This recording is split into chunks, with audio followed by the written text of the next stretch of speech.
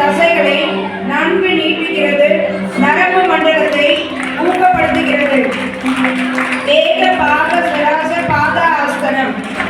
அடுத்ததாக ஏக பாக சிராச பச்சி மூத்தாசனம். முதுகுத்தண்டு இடுப்பு பகுதிகளை தளர்த்துகிறது, வயிற்று உறுப்புகளின் இயக்கத்தை மேம்படுத்துகிறது. ஏக பாத சிராச பச்சி மூத்தாசனம்.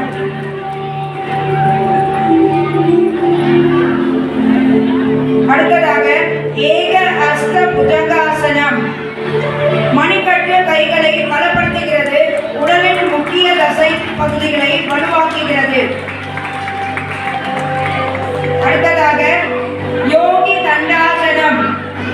இடுப்பு மூட்டுகளின் நெகிழ்வு தன்மையை கூட்டுகிறது, கால்களில் உள்ள சோர்வை நீக்குகிறது. அடுத்ததாக சக்ராசனம். முதுகு தண்டை மிகவும் பலப்படுத்துகிறது, நுரையீரல் திறனை அதிகப்படுத்தி சுவாசத்தை மேம்படுத்துகிறது.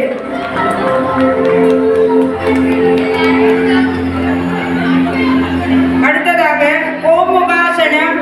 தோள்கள் இடுப்பை நீட்டுகிறது, உடல் தோரணையை மேம்படுத்துகிறது.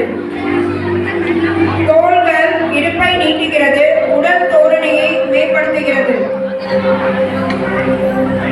அடுத்ததாக சலபாசனம்.